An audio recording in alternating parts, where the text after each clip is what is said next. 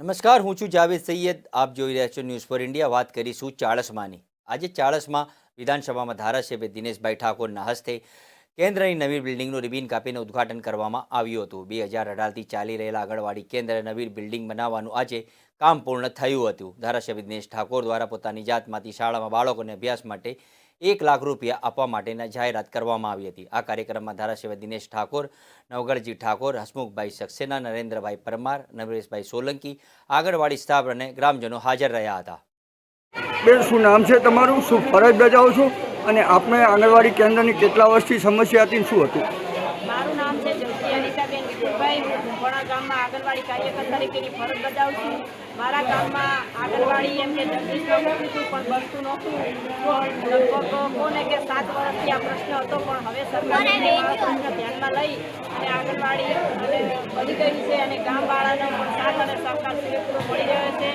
જેથી મારા આંગણવાડીમાં જે બાળકો આવે છે એ બાળકોને કોઈ પ્રશ્ન હવે રહ્યો નથી. મારા આંગણવાડીના કુલ 30 જેવા બાળકો છે. આજ દિવસ સુધી હું અહીંથી કરીને બાળકોને લઈને ફરી છું, પણ હવે મારું સોલ્યુશન આવી ગયું છે અને મારા આંગણવાડીનું આજ ઉદ્ઘાટન પણ થઈ ગયું છે.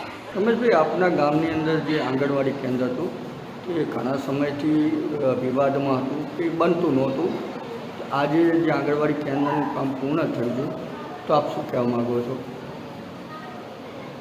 અમારા કુંભારા ગામે 2018માં આંગણવાડી મંજૂર થયેલી હતી.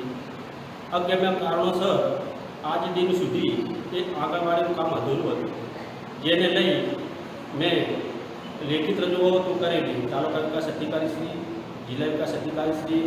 તેના છતાં તેનું કોઈ નિરાકરણ ન આવતા છેલ્લે મેં હાલ જ મામલતદાર કચેરી સાહેબશ્રીને સંબોધીને સ્વાગત ફરિયાદ કરેલી.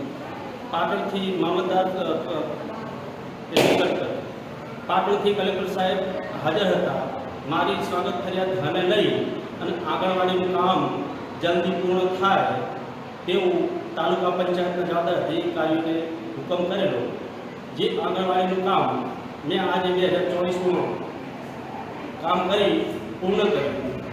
આજે એક આંગણવાડીનું ઉદ્ઘાટન કરી અમારા ધારાસભ્ય દિનેશભાઈ ઠાકોર સાહેબ, નવગણજીભાઈ ઠાકોર સાહેબ, નવ સર્જન ટ્રસ્ટના નરેન્દ્રભાઈ પરમાર, મોહનભાઈ પરમાર, હિમશાળા જાસકા અને ગામના નામી અનામી ગ્રામજનો હાજર રહી આંગણવાડીનું આજે અમે રિબિન કાપી અને ઉદ્ઘાટન કરેલું છે, જેનાથી પૂરું ગામ અને હું આનંદ અનુભવું છું.